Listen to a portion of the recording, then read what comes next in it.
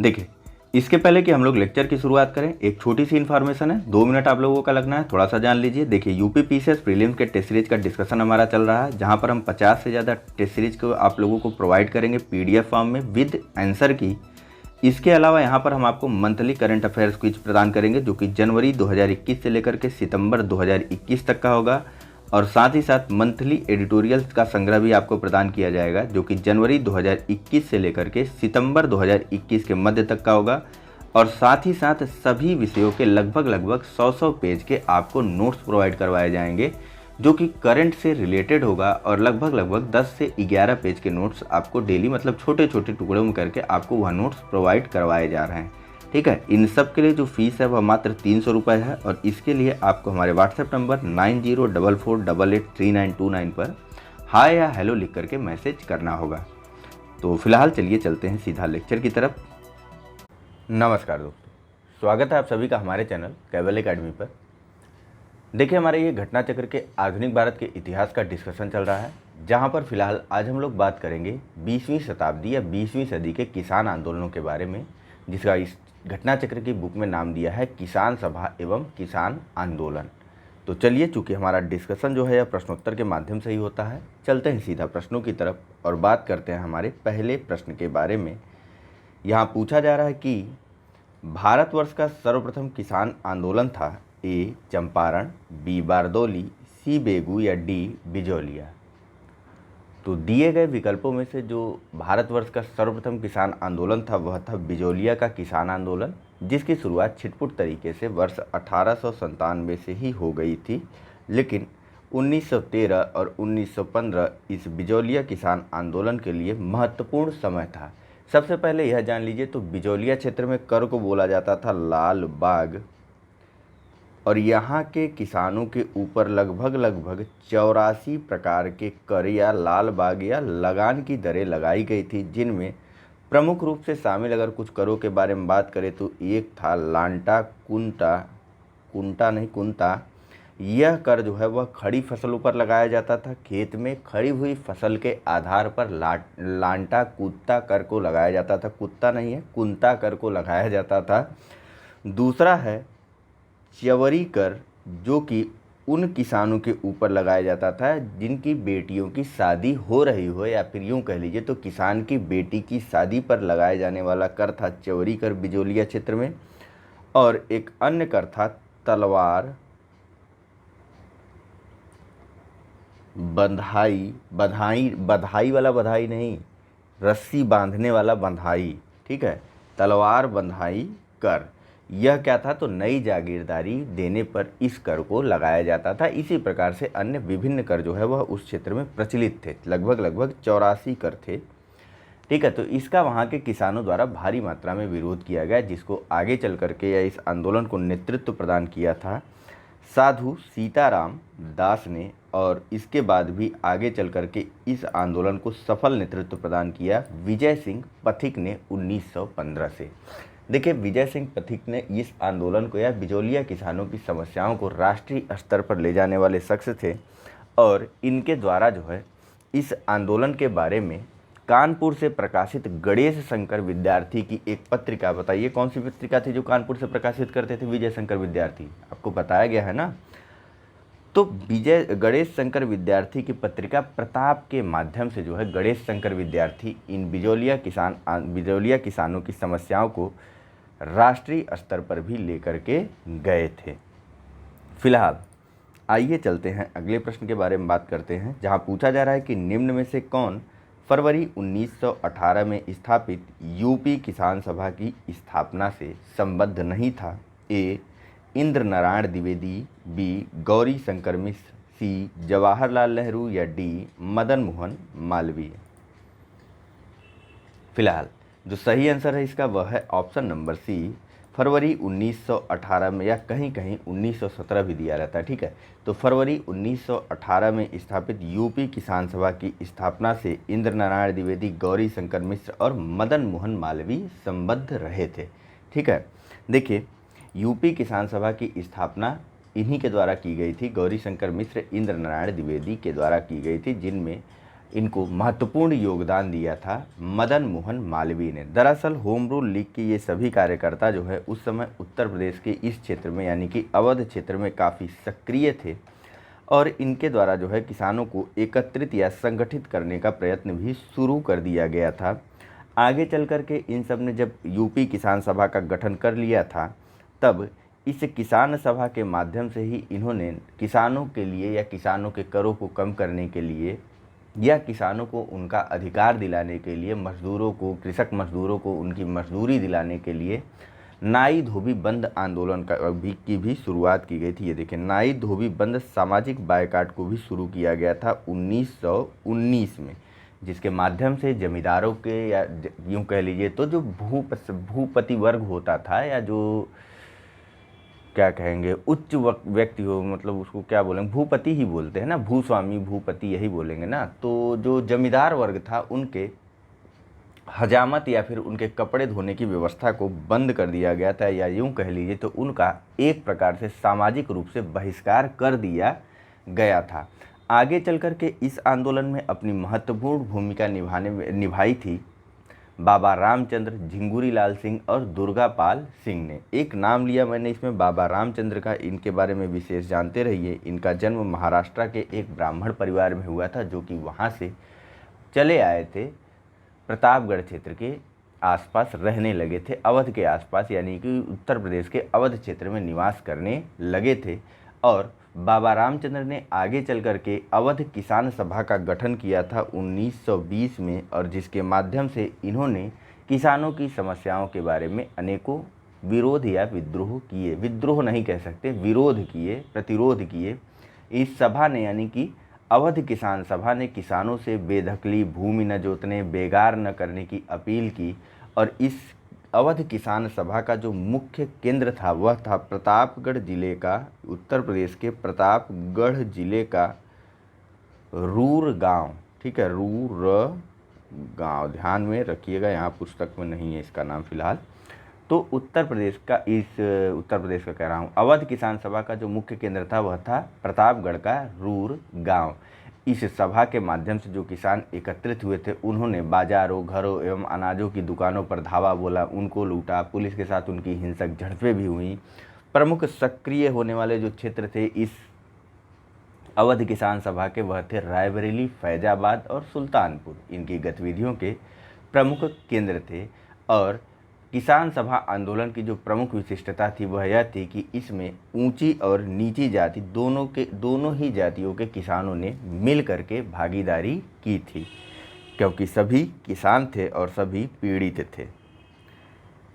Next, नाई धोबी बंद सामाजिक बायकाट एक स्वरूप था जो 1919 में, अब डायरेक्ट आंसर कर लेना, किसानों द्वारा प्रतापगढ़ जिले में चलाया गया था। ठीक है, आइए एक्सप्लेनेशन देख लीजिए। वर्ष 1919 के अंतिम दिनों में किसानों का संगठित होकर विद्रोह खुलकर सामने आया। अवध के प्रतापगढ़ जिले की एक जागीर रूर गांव में नाई धोबी बंद सामाजिक बहिष्कार एवं संगठित कार्यवाही की पहली घटना घटी थी।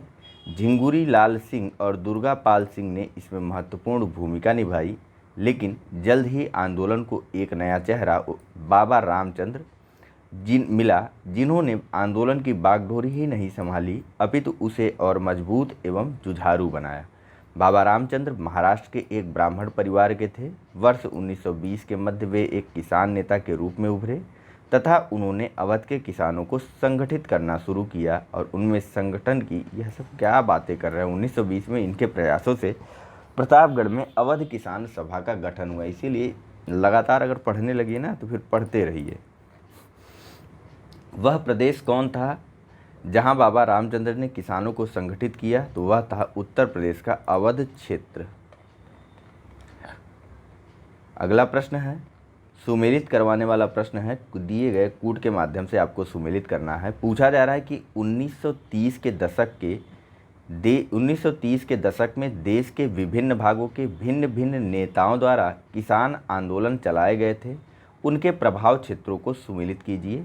ए, सहजानंद सरस्वती हैदराबाद, बी, खुदाई खिदमतगार दक्षिणी असम, सी, स्वामी रामानंद बिहार, या डी, अब्दुल हमीद खां NWFC, north west frontier corridor. कूट है आपके पास ए, एक सेकंड रुकिए, कूट है आपके पास ए 1 2 3 4, बी 3 4 1 2, सी 4 3 2 1 या डी 2 4 1 3। चलिए फिलहाल इसका जो सही आंसर है वह है option number B 3 4 2 1। Sahajanand Saraswati यह जो है आंदोलन का नेतृत्व कर रहे थे बिहार से। ठीक, नेक्स्ट, खुदाई खिदमतगार नॉर्थ वेस्ट फ्रंटियर कॉरिडोर से आंदोलनों का नेतृत्व कर रहे थे। स्वामी रामानंद, बताइए कहाँ से है? स्वामी रामानंद जो है यह हैदराबाद क्षेत्र से विभिन्न किसान आंदोलनों का नेतृत्व कर रहे थे। और सबसे अंत में अब्दुल हमीद खां, यह दक्षिणी असम से विभिन्न आंदोलनों का नेतृत्व कर रहे थे, किसान आंदोलनों का। ठीक है, आइए फिलहाल यहाँ एक्सप्लेनेशन में देखते हैं, आप और अच्छे से समझेंगे। देखिए, सहजानंद सरस्वती बिहार प्रांतीय किसान सभा के संस्थापक थे और 1936 में लखनऊ में अखिल भारतीय किसान कांग्रेस की स्थापना हुई, जिसका नाम बदल करके अखिल भारतीय किसान सभा कर दिया गया था। और इसके अध्यक्ष भी स्वामी सहजानंद को ही, या यूं कह लीजिए तो अखिल भारतीय किसान कांग्रेस के जो प्रथम अध्यक्ष थे वह थे स्वामी सहजानंद सरस्वती। और इसके जो सचिव बने थे या महासचिव बने थे वह थे NG रंगा। ठीक है, देखिए, पश्चिमोत्तर सीमा प्रांत या नॉर्थ वेस्ट फ्रंटियर कॉरिडोर में खान अब्दुल गफ्फार खां के नेतृत्व में गठित खुदाई खिदमतगार या लाल कुर्ती संगठन ने सविनय अवज्ञा आंदोलन में सक्रिय भूमिका निभाई थी। तो स्वामी रामानंद हैदराबाद और अब्दुल हमीद खां दक्षिणी असम से संबद्ध नेता थे। अगला प्रश्न है कि इनमें से कौन 1930 के दशक में किसान सभा आंदोलन से सक्रिय रूप में जुड़े थे? ए स्वामी विद्यानंद, बी स्वामी सहजानंद, सी बाबा रामानंद या डी सरदार पटेल। चलिए, जो सही आंसर है इसका वह है option number B Swami Sahajanand. ठीक है,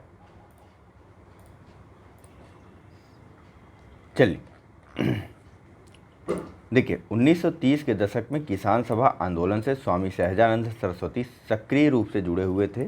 बिहार किसान सभा का गठन इन्होंने ही किया था और अप्रैल 1936 में लखनऊ में संपन्न प्रथम अखिल भारतीय किसान सम्मेलन का अध्यक्ष भी स्वामी सहजानंद सरस्वती को चुना गया था। सारी बातें होती रहेंगी, पहले आइए एक बार इसको जान लेते हैं अखिल भारतीय किसान सम्मेलन या किसान सभा के बारे में, जिसका गठन हुआ था 1926 में और जिसका पहला सम्मेलन हुआ था लखनऊ में। ठीक है, और इसकी अध्यक्षता की थी, यानी कि इस अखिल भारतीय किसान सम्मेलन के जो प्रथम अध्यक्ष थे वह थे स्वामी सहजानंद सरस्वती। और इस अखिल भारतीय किसान सभा के जो प्रथम महासचिव थे वह थे NG रंगा। और जिस वक्त या जिस समय जो है कांग्रेस का फैजपुर अधिवेशन चल रहा था, उसी समय अखिल भारतीय किसान सभा का भी द्वितीय सम्मेलन आयोजित किया गया वहीं फैजपुर में ही, और वहां पर इसके अध्यक्ष चुने गए थे NG रंगा, यानी कि अखिल भारतीय किसान सभा के जो दूसरे अध्यक्ष थे वह थे NG रंगा। इसी अखिल भारतीय किसान सभा के माध्यम से ही यह घोषणा की गई थी कि 1 सितंबर 1936 से जो है किसान दिवस को 1 सितंबर को जो है वह किसान दिवस के रूप में मनाया जाएगा, और तभी से 1 सितंबर को किसान दिवस के रूप में मनाया जाता है। ठीक है, फिलहाल इनका स्थापना का जो मुख्य उद्देश्य था वह समान ही था कि जमींदार वर्ग द्वारा किए जा रहे आर्थिक शोषण से किसानों को बचाना, साथ ही भू स्वामित्व की समाप्ति, राजस्व लगान में कमी, मजदूरों को न्यूनतम मजदूरी प्रदान करना आदि विभिन्न इनकी प्रमुख मांगें थी। इसका गठन बिहार किसान सभा, आंध्र प्रांतीय किसान सभा और किसान संघ को मिला करके किया गया था। ठीक, तो अब कहीं प्रश्न आएगा तो हम ज़्यादा बात नहीं कर पाएंगे इसके बारे में। अब अवध के एका आंदोलन का उद्देश्य क्या था? ए सरकार को लगान देना बंद करना, बी जमींदारों के अधिकारों की रक्षा करना, सी सत्याग्रह की समाप्ति या डी लगान का नगद में परिवर्तन। चलिए, जो सही आंसर है इसका वह है ऑप्शन नंबर डी लगान का नगद में परिवर्तन। ठीक है, यही ऐसा आंदोलन था जिसमें लगान देना बंद नहीं किया गया था, बल्कि आंदोलनकारियों की यह मांग थी कि आप फसली उत्पादन के रूप में लगान लेना बंद करके हमसे नगद में लगान ले लो। ठीक है, तो आइए इसके बारे में भी एक्सप्लेनेशन से देखते हैं। देखिए, एका आंदोलन जिसकी शुरुआत 1921 के अंत से हुई और यह 1922 तक यह समाप्त कर दिया गया था अंग्रेजों के दमनात्मक कार्रवाई के द्वारा। तो इसका नेतृत्व किया था वहाँ के पिछड़ी जाति के एक मदारी पासी ने। इस आंदोलन की गतिविधि का प्रमुख केंद्र था हरदोई, बाराबंकी, बहराइच और सीतापुर। यहाँ के किसानों की मुख्य शिकायतें जमींदारों द्वारा लगान में बढ़ोतरी और उपज के रूप में लगान वसूल करने की प्रथा को लेकर के थी। किसानों से 50% से अधिक लगान वसूल किया जा रहा था। ठीक है, और एका आंदोलन का देखिए राष्ट्रवादियों द्वारा निर्धारित अहिंसक नीतियों में विश्वास कम था।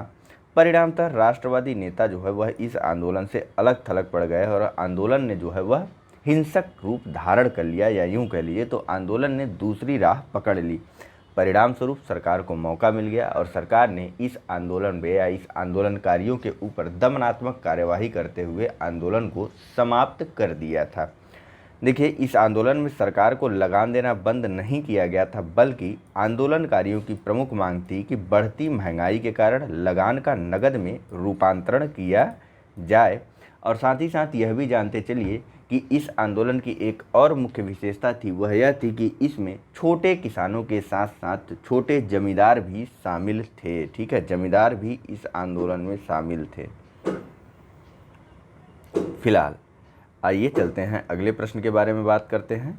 यहाँ पूछा जा रहा है कि बिहार प्रांतीय किसान सभा का गठन किसने किया था? ए. स्वामी सहजानंद सरस्वती, बी. राम सुंदर सिंह, सी. गंगा शरण सिन्हा, या डी. रामानंद मिश्रा, अथवा ई. उपर्युक्त में से कोई नहीं या उपर्युक्त में से एक से अधिक।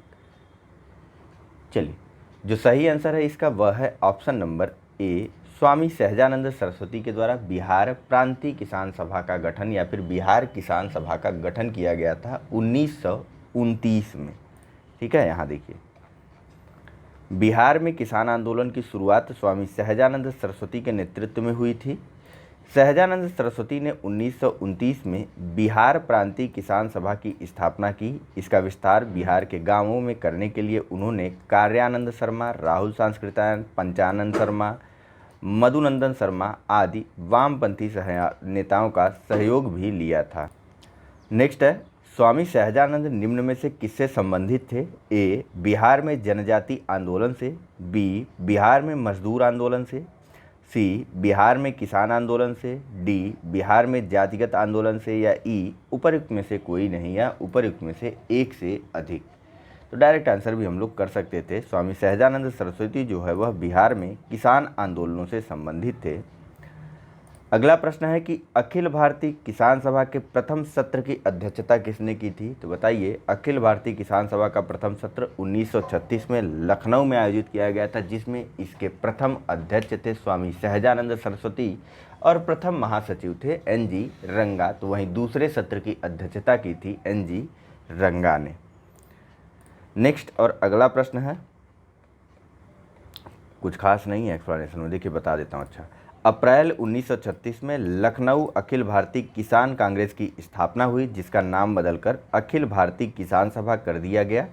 बिहार प्रांतीय किसान सभा के संस्थापक स्वामी सहजानंद सरस्वती इसके अध्यक्ष और आंध्र में किसान आंदोलनों के अगुआ तथा कृषि क्षेत्र की समस्याओं के विद्वान एन.जी. रंगा इसके महासचिव चुने गए। फैजपुर में कांग्रेस सत्र के साथ अखिल भारतीय किसान कांग्रेस का भी दूसरा सत्र चला, जिसकी अध्यक्षता एन.जी. रंगा ने की थी। नेक्स्ट और अगला प्रश्न है, 1936 में लखनऊ में अखिल भारतीय किसान सभा का प्रथम अध्यक्ष किसे चुना गया? डायरेक्ट आंसर करते हैं, स्वामी सहजानंद सरस्वती। नेक्स्ट है, लखनऊ में स्थापित अखिल भारतीय किसान कांग्रेस के महासचिव के रूप में निम्नलिखित में से किसे चुना गया था? डायरेक्ट आंसर करते हैं, एन.जी. रंगा। नेक्स्ट, अखिल भारतीय किसान कांग्रेस का गठन किया गया था। Direct answer option number A. अगला प्रश्न, वह कौन जगह थी जहां अखिल भारतीय किसान सभा का पहला अधिवेशन हुआ था? Option number C Lucknow. Akhil Bharatiya Kisan सभा के संस्थापक अध्यक्ष थे स्वामी सहजानंद सरस्वती। अगला प्रश्न, स्वामी सहजानंद का संबंध था तो बिहार के किसान आंदोलनों के साथ, ऑप्शन नंबर सी। अगला प्रश्न, देखिए कई चीज़ें कई बार बताई गई हैं तो उन पर स्किप किया जा सकता है। स्वामी सहजानंद सरस्वती ने भूमि और जल मार्ग के राष्ट्रीयकरण की मांग के साथ अखिल भारतीय संयुक्त किसान सभा का गठन किया। ए, उनकी मृत्यु के ठीक पहले, बी, बहुत कम उम्र में, सी, 1930 के दशक में, या डी, 1920 के दशक में। चलिए, इसका जो सही आंसर है वह है ऑप्शन नंबर ए, उनकी मृत्यु के ठीक पहले स्वामी सहजानंद सरस्वती ने भूमि और जल मार्ग के राष्ट्रीयकरण की मांग के साथ अखिल भारतीय संयुक्त किसान सभा का गठन किया था। देखिए, स्वामी सहजानंद सरस्वती ने अखिल भारतीय संयुक्त किसान सभा का गठन अपनी मृत्यु के ठीक पहले किया था। इस सभा का उद्देश्य भूमि, जल मार्ग और ऊर्जा के सभी स्रोतों का राष्ट्रीयकरण करना था। इनकी मृत्यु वर्ष 1950 में हो गई थी।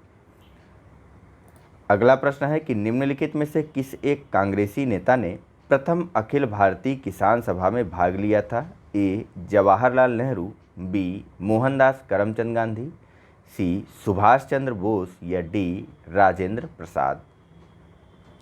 तो जो सही आंसर है इसका वह है option number A, Jawaharlal Nehru ने प्रथम अखिल भारतीय किसान सभा में भाग लिया था, या इसको संबोधित भी किया था, यह भी जानते रहिए। ठीक है, भाग तो लिया ही लिया था, प्रथम अखिल भारतीय किसान सभा को इन्होंने संबोधित भी किया था। ठीक है,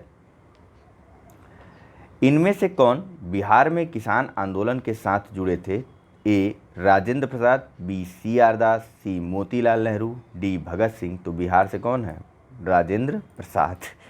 ठीक है, चलिए अगला प्रश्न के बारे में बात करते हैं। यह कूट के माध्यम से यह प्रश्न को आपको चुनना है। एक तरफ विभिन्न किसान आंदोलन है और दूसरी तरफ इनसे संबंधित नेता हैं, इनको आपको सुमेलित करना है। ए, बारदौली सत्याग्रह स्वामी श्रद्धानंद सरस्वती, बी, भारतीय किसान विद्यालय सरदार वल्लभ भाई पटेल, सी, बंगाल प्रजा पार्टी फजलुल हक, डी, बकास्त संघर्ष एनजी रंगा। कूट है ए, 2-3-4-1, बी, 2-4-3-1, सी, 1-4-2-3, सी, 4-1-3-2। चलिए, जो सही आंसर है इसका वह है ऑप्शन नंबर बी, यानी कि 2-4-3-1 बारदौली सत्याग्रह से संबंधित थे सरदार वल्लभ भाई पटेल, भारतीय किसान विद्यालय की स्थापना से संबंधित थे एनजी रंगा, बंगाल प्रजा पार्टी की स्थापना से संबंधित थे फजलुल हक, और सबसे अंत में बिहार के बकास्त संघर्ष से संबंधित थे स्वामी श्रद्धानंद सरस्वती। इसके पहले कि मैं एक्सप्लेनेशन की तरफ चलूँ या एक्सप्लेनेशन के साथ साथ बात करूँ, थोड़ी सी जानकारी मैं आपको यहाँ पर बारदौली सत्याग्रह के बारे में दूंगा। बकास्त संघर्ष के बारे में आपको कमेंट करके बताना है। बाकी दोनों चीज़ें अभी आगे प्रश्नों में आएंगी तो उन पर हम लोग वहाँ पर बात करेंगे। ठीक है, तो सबसे पहले चलिए चलते हैं और बात करते हैं बारदौली सत्याग्रह के बारे में। आप एक्सप्लेनेशन अगर चाहते हैं तो देखते रहिए, वरना कोई ज़रूरत नहीं है। देखिए हुआ क्या था, तो सूरत गुजरात में एक जगह था बारदौली तालुका। ठीक है, ये है बारदौली तालुका। यहाँ पर 1922 के आसपास से ही किसानों के समर्थन में मेहता बंधुओं और दयालजी देसाई ने आंदोलन को चलाया हुआ था। यूँ कह लीजिए तो निरंतर आंदोलन चला रहे थे किसानों के पक्ष में। मेहता बंधुओं में शामिल थे कल्याण जी और कुंवर जी। ठीक है, मेहता बंधुओं में शामिल थे कल्याण जी मेहता और कुंवर जी मेहता, और एक अन्य महत्वपूर्ण नाम या महत्वपूर्ण व्यक्ति थे इस आंदोलन से संबंधित, जिनका नाम है दयाल जी देसाई। ठीक है, तो इन सब ने इस बारदौली तालुके में आंदोलन को चलाए रखा था। लेकिन फिर भी जब कपास की कीमतें बाज़ार में गिर गई, ठीक है, कपास की कीमतें बाज़ार में गिर गई, लेकिन लगान पुनरीक्षण अधिकारी ने इसके लगान में 30% की वृद्धि कर दी। सोचिए कितना बुरी कंडीशन हुआ करती थी कि मार्केट में प्रोडक्ट की वैल्यू जो है वह कम हो गई, उसके बावजूद भी प्रोडक्ट पर टैक्स जो है वह इंक्रीज कर दिया गया। तो किसानों की स्थिति कितनी बुरी हो गई होगी। तब इसमें सक्रिय होता है कांग्रेस। ठीक है, तो अब इसके बाद जब इस प्रकार की गतिविधि होने लगती है, आंदोलन चल रहा था लगातार, उसके बावजूद भी तब कांग्रेस के नेताओं द्वारा जो है इसका भारी विरोध किया जाने लगा और कांग्रेस के द्वारा एक बारदौली जांच समिति का गठन किया गया और आंदोलनकारियों ने बारदौली सत्याग्रह पत्रिका का प्रकाशन भी करना शुरू किया ताकि आंदोलनकारियों के समर्थन में जनमत का निर्माण किया जा सके। अंततोगत्वा फरवरी 1928 में इस आंदोलन से जुड़ते हैं वल्लभ भाई पटेल। ठीक है, और उन्होंने बढ़ी हुई लगान के विरुद्ध सरकार को पत्र लिख करके जांच कराने की मांग की। पटेल द्वारा लगान न देने, ठीक है, लगान न अदायगी हेतु किसानों को संगठित किया गया और किसानों से उनके धार्मिक रीति रिवाजों के अनुसार कस्में भी खिलवाई गई, यानी कि हिंदुओं से गीता की कस्में और मुसलमानों से कुरान की कस्में खिलवाई गई कि वे लगान नहीं अदा करेंगे। ठीक है, किसमें किया गया यह कार्यक्रम? तो यह किया गया बारदौली सत्याग्रह में। इस प्रकार की कार्यवाही की गई। किसानों को नरम दल, सर्वेंट ऑफ इंडिया सोसाइटी, इन सभी का पूरा सहयोग मिला। बम्बई विधान परिषद के भारतीय नेताओं ने किसानों के पक्ष में त्याग पत्र दे दिया और साथ ही साथ रेलवे के कर्मचारियों ने भी हड़तालों का आयोजन किया। अंततोगत्वा सरकार ने 30% लगान की बढ़ोतरी को घटा करके उसकी दर निर्धारित कर दी 21.97। ठीक है, अब किसान मान गए होंगे? नहीं, किसान नहीं माने और लगातार सरकार का विरोध जारी रहा। अंत में सरकार ने एक जांच कमेटी बिठाई। उसकी रिपोर्ट के आधार पर लगान की दर को पुनर्निर्धारित करते हुए इसकी दर को 6.03 कर दिया। हालांकि ये सब डाटा आपको याद रखने की ज़रूरत नहीं है, 30% बस आप याद रखते रहिएगा। ठीक है, और बारदौली सत्याग्रह इस प्रकार से एक सफल सत्याग्रह सिद्ध हुआ और वल्लभ भाई पटेल ने इसको सफल नेतृत्व भी प्रदान किया और अंततोगत्वा बारदौली सत्याग्रह की सफलता के परिणाम स्वरूप वहाँ की महिलाओं की तरफ से महात्मा गांधी ने वल्लभ भाई पटेल को सरदार की उपाधि प्रदान की थी। ठीक है, सारी चीज़ें, सारी बातें क्लियर हो गई। आइए अब एक्सप्लेनेशन के माध्यम से कुछ अन्य चीज़ों को देख लेते हैं। तो इसमें तो वही सारी बातें हैं। ठीक है, भारतीय किसान विश्वविद्यालय की स्थापना NG रंगा ने की थी और 1929 में फजलुल हक ने प्रजा पार्टी, जो बाद में बंगाल प्रजा पार्टी बनी, की स्थापना की। वर्ष 1937 के चुनाव में बंगाल में बंगाल प्रजा पार्टी और मुस्लिम लीग ने साथ मिलकर के सरकार बनाई। तो बिहार का बर्खास्त संघर्ष स्वामी श्रद्धानंद से संबंधित था। जरा इसका समय और इसके बारे में कमेंट करके जरूर बताइएगा।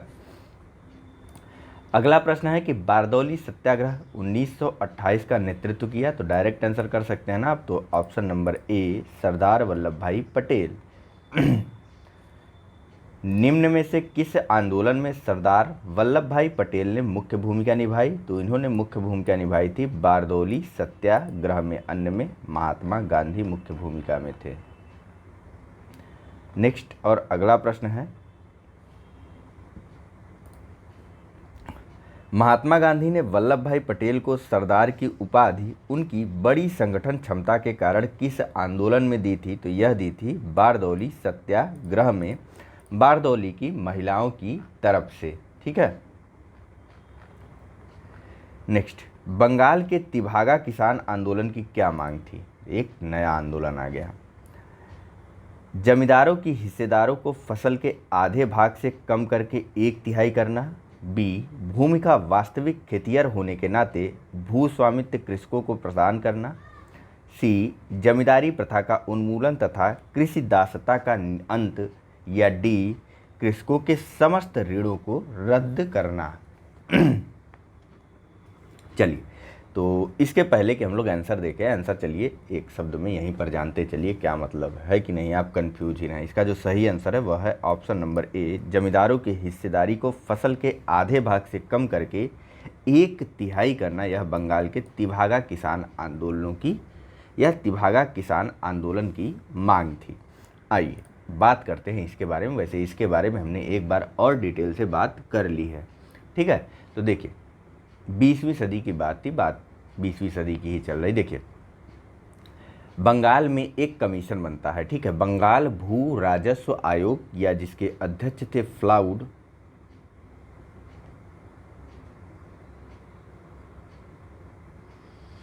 और इन्हीं के नाम पर इस आयोग का नाम पड़ा फ्लाउड आयोग, ठीक है। तो इसी फ्लाउड आयोगों के मांग पर या इसी फ्लाउड आयोग की सिफारिशों के आधार पर जो बंगाल के किसान थे वह तेभागा को लागू करवाना चाह रहे थे। तेभागा एक बार इस प्रकार से समझिए, होता क्या था कि जैसे यह आपकी भूमि है, मान लीजिए आपकी भूमि है, आपने किसी किसान को हिस्सेदारी पर खेती करने के लिए दे दी है। अब जब वह किसान खेती कर लेगा, फसल उग जाएगी, फसल जो है वह प्रोसेस्ड हो जाएगी, उसके बाद वह आपको उस फसल का आधा भाग दे देगा और अपने पास आधा भाग रखेगा, ठीक है। तो आपने किया क्या? कुछ भी नहीं। किसान ने किया क्या? सब कुछ। तो किसान कह रहा था कि भैया इनकी भूमि है, इनको आपको आधा नहीं, आप ऐसा करो, आप इसका 1/3 अपने पास रखो, बाकी जब सब कुछ हम कर रहे हैं तो वो तो मुझे मिलना चाहिए ना, मुझे 3 भाग मिले और आपको 1 भाग मिले, ठीक है। ऐसा इस तेभागा आंदोलन के किसानों की प्रमुख मांग थी। आइए अब शब्दों के रूप में इसे समझने का प्रयास करिए। तो देखिए बंगाल भू राजस्व आयोग या फ्लाउड आयोग की तेभागा सिफारिशों को लागू करवाना इस तेभागा या तेभागा आंदोलन का प्रमुख उद्देश्य था, ठीक है।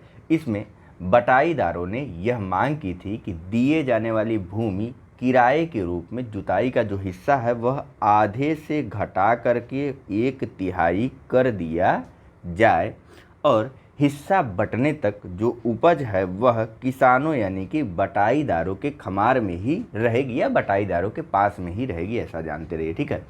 इस आंदोलन के जो प्रमुख नेता थे वह थे कंपा राम सिंह और एक अन्य प्रमुख नाम है भवन सिंह।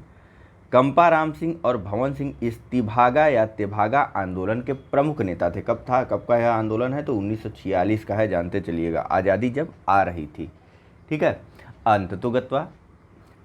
अंततोगत्वा नहीं, बीच में एक और कुछ चीज़ें हैं उनको जानते चलिए, फिर अंत में चलते हैं ना। देखिए बंगाल किसान सभा के नेतृत्व में सभाओं एवं प्रदर्शनों का आयोजन किया गया। एक नारा इस आंदोलन का प्रमुख था, वह था तिभागा चाई, तिभागा चाहिए, यानी कि तीसरा भाग चाहिए। दूसरी चीज, इंकलाब जिंदाबाद के नारे भी इस किसान आंदोलन में लगाए गए थे, ठीक है। और अंततोगत्वा जोतदारों और बटाईदारों के बीच हिंसक संघर्ष भी हो गया था। हालांकि आगे चल करके 1949 में बर्गादार अधिनियम बनाया गया जिसमें किसानों की अधिकांश मांगें जो है वह मान ली गई थी। इसी समय एक अन्य आंदोलन तेलंगाना में चल रहा था। 1946 से 51 के मध्य आंदोलन चला था। इसके बारे में जानते चलिए, प्रश्न कहीं भी नहीं आएगा। इसको तेलंगाना आंदोलन कहा गया था। उस समय जो तेलंगाना था वह हैदराबाद रियासत का ही एक अंग हुआ करता था। यहाँ पर तेलुगु भाषी किसानों का विद्रोह था। किसानों और जमींदारों के समर्थक पुलिस और गुंडों के प्रति, ठीक है। और विशेषकर यह जो विरोध प्रदर्शन किया जा रहा था वह किया जा रहा था तेलंगाना के नालगुंडा किसानों के द्वारा, ठीक है। और इस किसान आंदोलन में एक प्रमुख व्यक्ति की जिसकी मृत्यु हो गई थी और जिसको शहादत का या शहीद का वो दिया गया था, उपाधि दी गई थी, ठीक है, किसानों के द्वारा शहीद कहा गया था, वह नाम था कुमारैया, जिनकी मृत्यु जो है वह पुलिसिया कार्यवाही के द्वारा हो गई थी। तो यह आंदोलन काफ़ी वो हो गया था, क्या कहते हैं, हिंसक हो गया, विद्रोहक सुनाया याद आ रहा था, ठीक है। तो यह आंदोलन काफ़ी हिंसक हो गया था। कुमारैया की मृत्यु के उपरांत आगे चल कर के कम्युनिस्ट पार्टी और आंध्र सभा ने भी संघर्ष छेड़ दिया था और गुरिल्ला पद्धति के माध्यम से यह आंदोलन लगातार 1951 तक अपने किसी न किसी रूप में चलता रहा था, ठीक है। तो फिलहाल यहाँ पर आइए देखिए बात करते हैं। ऑप्शन नंबर ए सही था। सितंबर 1946 में बंगाल की प्रांतीय किसान सभा द्वारा तिभागा आंदोलन प्रारंभ किया गया। इस आंदोलन में बर्गादारों या बटाईदारों की मांग थी कि जमींदारों का फसल में हिस्सा आधे भाग से कम करके 1/3 किया जाए और शेष 2/3 हिस्सा जो है वह बर्गादारों का हो। इस आंदोलन से उत्तरी बंगाल के जिले विशेष रूप से प्रभावित हुए थे। नेक्स्ट और अगला प्रश्न है कि भूदान आंदोलन का सर्वप्रथम प्रारंभ किस राज्य में हुआ? ए आंध्र प्रदेश में, बी कर्नाटक में, सी तमिलनाडु में या फिर डी उत्तर प्रदेश में।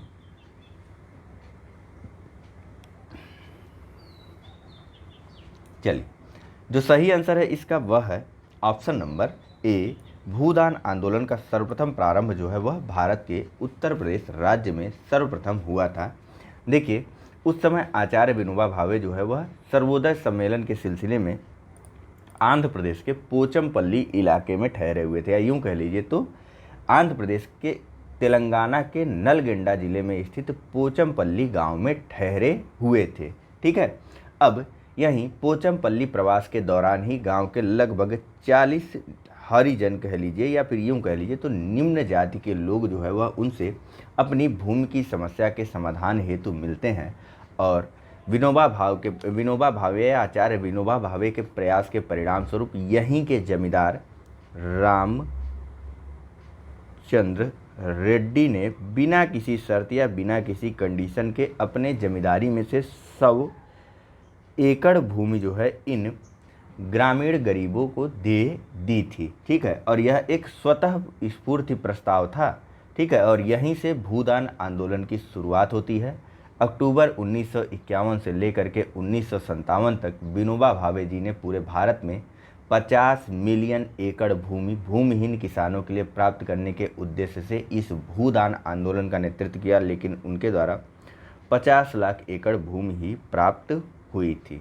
ठीक है, और 50 मिलियन ज़्यादा होता है या 50 हेक्टेयर या 50 लाख एकड़, यह आप बताइए कमेंट करके। तो देखिए, आचार्य विनोबा भावे द्वारा भूदान आंदोलन का प्रारंभ 18 अप्रैल 1951 को तत्कालीन आंध्र प्रदेश के तेलंगाना क्षेत्र के पोचमपल्ली गांव से किया गया। भूमि आंदोलन भूमि सुधार करने, कृषि में संस्थागत परिवर्तन लाने की एक कोशिश थी। प्रसिद्ध गांधीवादी रचनात्मक कार्यकर्ता आचार्य विनोबा भावे 1950 के दशक के आरंभ में इस आंदोलन के जरिए गांधीवादी तकनीकों एवं रचनात्मक कार्यों तथा ट्रस्टीशिप जैसे विचारों को उनके द्वारा प्रयोग में लाया गया और इस आंदोलन में जयप्रकाश नारायण भी अपनी सक्रिय राजनीति छोड़ करके कूद पड़े थे 1953 में। 1955 के अंत तक भूदान आंदोलन ने एक नया रूप धारण किया और वह था ग्रामदान का। ग्रामदान आंदोलन की शुरुआत उड़ीसा से हुई और वहाँ यह सफल भी रहा था। अगला प्रश्न है कि आचार्य विनोबा भावे के भूदान आंदोलन के प्रारंभ में निम्नलिखित स्थानों में से कौन सा एक उससे संबद्ध था? तो ऑप्शन नंबर सी, तेलंगाना का पोचमपल्ली क्षेत्र। नेक्स्ट, भूदान आंदोलन की शुरुआत हुई थी। तो भूदान आंदोलन की शुरुआत आंध्र प्रदेश के तेलंगाना क्षेत्र में स्थित पोचमपल्ली गांव से 1951 में हुई थी। नेक्स्ट, भूदान आंदोलन किसने प्रारंभ किया था? तो भूदान आंदोलन जो है वह आचार्य विनोबा भावे ने प्रारंभ किया था। नेक्स्ट, क्या इसका थोड़ा सा एक्सप्लेनेशन है वह भी देख लीजिए। आधुनिक भारत के महान नेता थे विनोबा भावे, यह गांधी जी के निकट सहयोगी थे। 1940 में प्रारंभ व्यक्तिगत सत्याग्रह के दौरान चुने जाने वाले आचार्य विनोबा भावे जो है वह प्रथम सत्याग्रही थे। स्वतंत्रता प्राप्ति के पश्चात इनके द्वारा भूदान आंदोलन चलाया गया, जिसका मुख्य उद्देश्य भूमिहीन किसानों में भूमि का वितरण करना था। इसी के साथ यह चैप्टर हमारा समाप्त होता है। चलते हैं और इसी में बात कर लेते हैं अपने अगले चैप्टर ट्रेड यूनियन एवं साम्यवादी दल के बारे में। आइए, डिस्कशन प्रश्नों के माध्यम से ही होता है, तो बात कर लेते हैं हमारे पहले प्रश्न की। छोटा सा चैप्टर है, जल्दी से कंप्लीट हो जाएगा। भारत में 1918 में प्रथम मजदूर संघ की स्थापना की थी। ए NM जोशी ने, बी VP वाडिया ने, सी VV गिरी ने या डी SA डांगे ने। तो जो सही आंसर है इसका वह है ऑप्शन नंबर बी।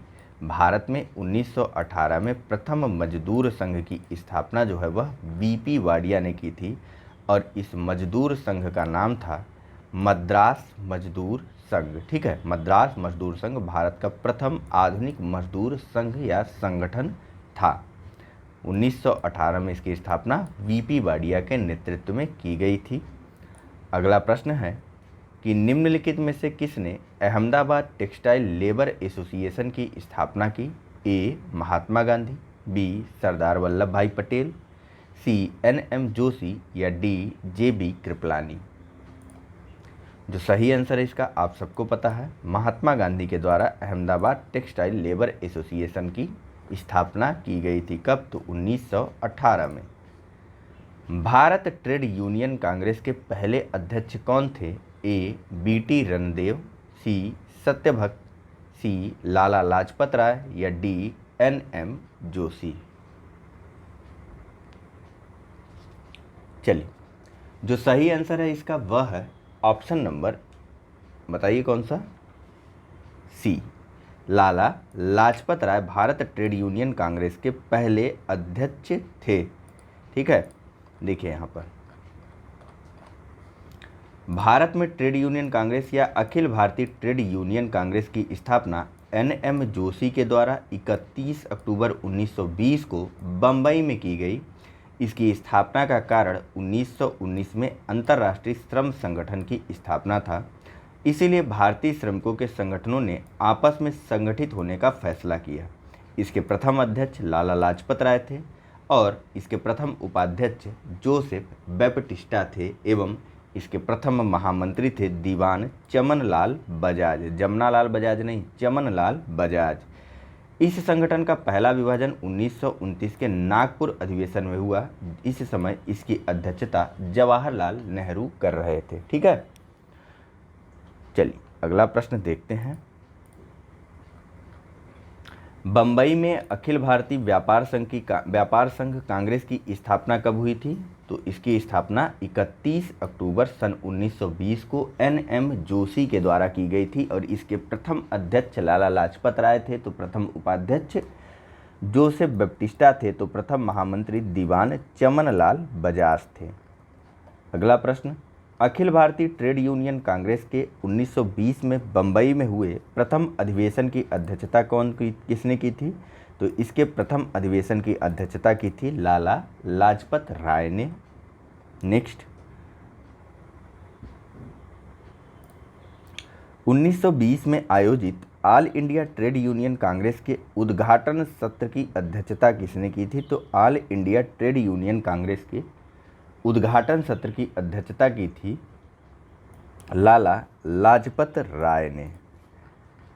अगला प्रश्न है, 1929 में नागपुर में संपन्न all India trade union Congress की अध्यक्षता किसने की थी? ए जवाहरलाल नेहरू ने, बी आचार्य नरेंद्र देव ने, सी सुभाष चंद्र बोस ने या डी यूसुफ मेहर अली ने।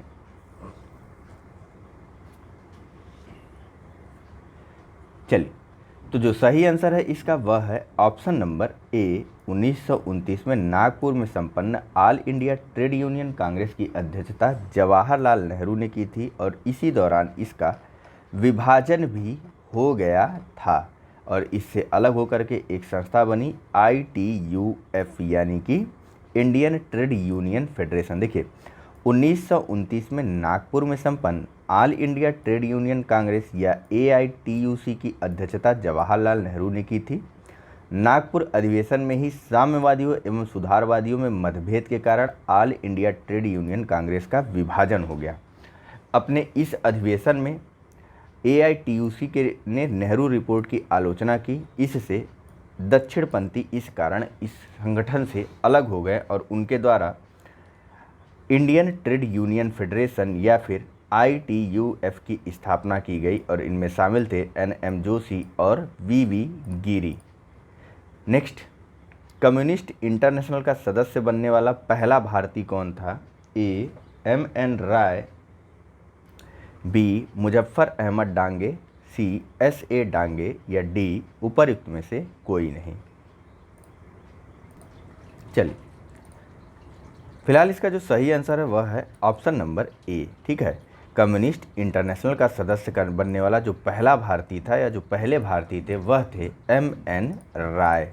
देखिए यहाँ पर कम्युनिस्ट इंटरनेशनल की स्थापना मार्च 1919 में व्लादिमीर इलियच लेनिन और रूसी पार्टी बोल्शेविक के द्वारा की गई थी। M.N. राय लेनिन के निमंत्रण पर मॉस्को गए और कम्युनिस्ट इंटरनेशनल के सदस्य बने। कम्युनिस्ट इंटरनेशनल के सदस्य बनने वाले ये पहले भारतीय थे। थोड़ी सी बातें, थोड़ी सी जानकारी, आइए कम्युनिस्ट पार्टी की स्थापना के बारे में भी जान लेते हैं। देखिए, समय था 1924 का। ठीक है, 1924 में कम्युनिस्ट नेता थे सत्यभक्त। इन्होंने उत्तर प्रदेश में भारतीय कम्युनिस्ट पार्टी की स्थापना की, जिसका उद्देश्य घोषित किया पूर्ण स्वराज्य प्राप्त करना, एक ऐसे समाज की स्थापना करना जहां उत्पादन और धन के वितरण पर सामूहिक स्वामित्व हो। ठीक है, यह तो हो गई 1924 की बात। अब समय आता है दिसंबर का और वर्ष रहता है 1925। दिसंबर 1925 में बम्बई में भारतीय कम्युनिस्ट पार्टी की स्थापना की जाती है। किसके द्वारा? तो सिंगारवेलु चेट्टियार के द्वारा। देखिए, दिसंबर 1925 में बम्बई में सिंगारवेलु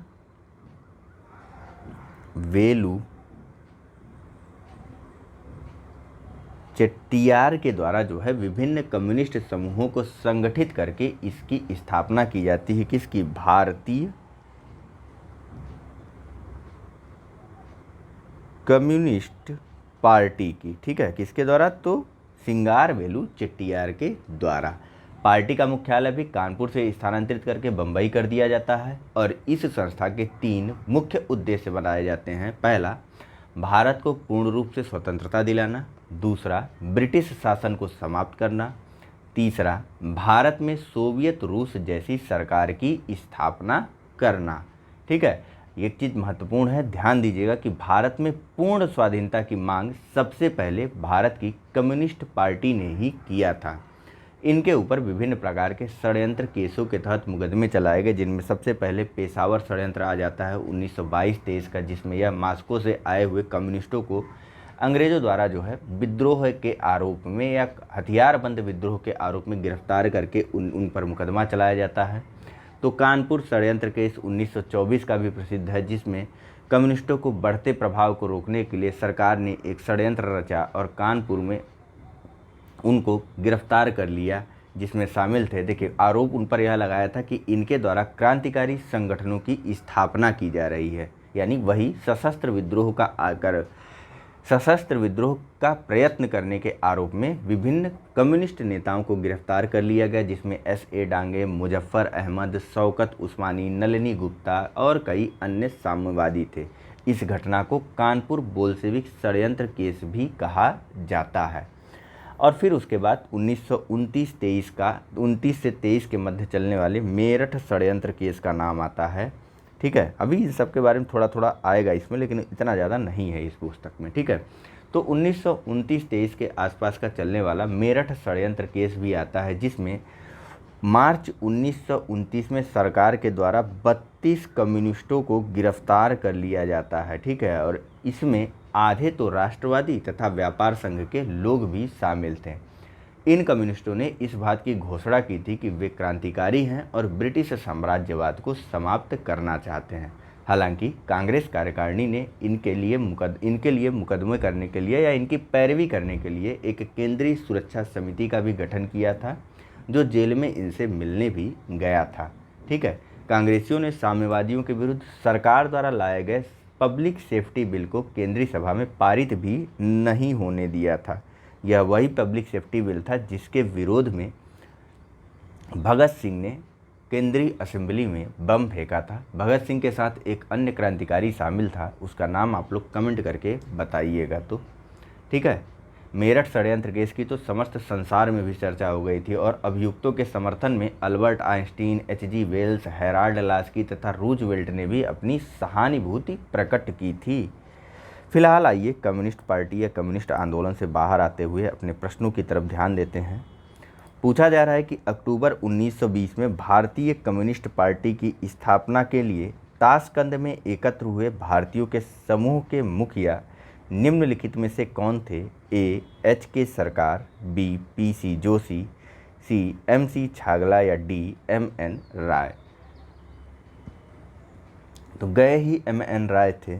ऑप्शन नंबर डी सही है। ठीक है, देखिए 17 अक्टूबर 1920 को एम एन राय ने अवनी मुखर्जी, मोहम्मद अली और मोहम्मद शफीक के साथ मिलकर ताशकंद में भारतीय कम्युनिस्ट पार्टी की स्थापना की थी।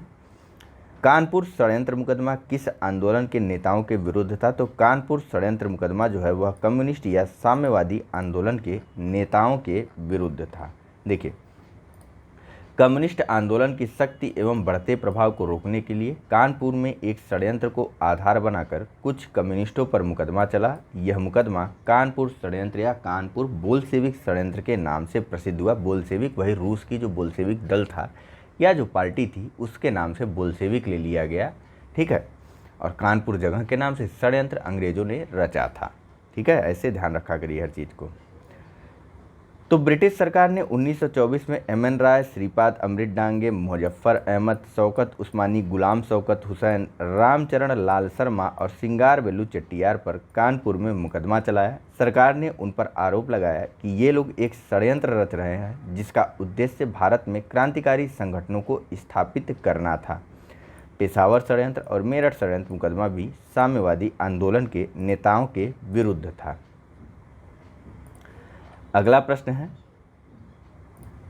निम्नलिखित में से किस केस की समस्त संसार में चर्चा हुई और अभियुक्तों के समर्थन में Albert Einstein, H G Wells, Harold Laski तथा रूजवेल्ट ने भी सहानुभूति टिप्पणी की थी? ए. INA मुकदमा, बी. लाहौर षड्यंत्र मुकदमा, सी. मेरठ षड्यंत्र मुकदमा या डी. उपर्युक्त में से कोई नहीं। चलिए, फिलहाल इसका जो सही आंसर है वह है ऑप्शन नंबर सी, मेरठ षड्यंत्र मुकदमा के तहत जो है या जो कार्यवाही की गई थी उसकी आलोचना जो है विभिन्न वैश्विक विद्वानों के द्वारा भी की गई थी। ठीक है, चलिए, ट्रेड यूनियन आंदोलन के क्रांतिकारी चरण का समय था? ए. 1939 से 45, बी. 1926 से 39, सी. 1918 से 1926 या डी. 1914 से 1918। तो चलिए, इसका जो सही आंसर है वह है option number B, trade union आंदोलनों के क्रांतिकारी चरण का समय था 1926 से 1939 के मध्य का। देखिए, ट्रेड यूनियन आंदोलन के क्रांतिकारी चरण का समय 1926 से 1939 तक माना जाता है। इस दौरान एम एन राय, मुजफ्फर अहमद, श्रीपाद अमृत डांगे, शौकत उस्मानी आदि भारत में ट्रेड यूनियन आंदोलनों के प्रमुख नेता रहे थे। अगला प्रश्न है कि 1940 में रेडिकल डेमोक्रेटिक पार्टी का गठन किसने किया? ए. इंद्रसेन, बी. एम एन राय, सी. सोमेंद्रनाथ टैगोर या डी. सचिंद्र सान्याल। चलिए, इसका जो सही आंसर है वह है ऑप्शन नंबर बी, 1940 में रेडिकल डेमोक्रेटिक पार्टी का गठन एम एन राय के द्वारा किया गया था। जबकि यहाँ पता नहीं क्यों बताया गया है कि सचिंद्र सान्याल ने बंदी जीवन नामक किताब लिखी थी। जब इतना इनके बारे में बता रहे थे, थोड़ा थोड़ा और सबके बारे में बता देते हैं। फिलहाल इस चैप्टर का अंतिम प्रश्न है कि सोमेंद्रनाथ टैगोर द्वारा स्थापित दल का क्या नाम है? ए. भारतीय बोल्शेविक दल, बी. क्रांतिकारी साम्यवादी दल, सी. बोल्शेविक लेनिनिस्ट दल या डी. अतिवादी लोकतांत्रिक दल। चलिए, जो सही आंसर है इसका वह है option number B, Somendranath Tagore द्वारा स्थापित दल का नाम है क्रांतिकारी दल। देखिए, इसकी स्थापना वर्ष 1934 में सोमेंद्रनाथ टैगोर के द्वारा की गई थी और यह भारतीय साम्यवादी दल या CPI से टूट करके बनी थी। इसको एक अन्य नाम revolutionary communist party of India के नाम से भी जाना जाता है। तो फिलहाल इस लेक्चर में इतना ही है। Thank you very much for discussion. अपने अगले लेक्चर में हम लोग रॉलेट एक्ट और जलियांवाला हत्याकांड को देखेंगे। फिलहाल धन्यवाद।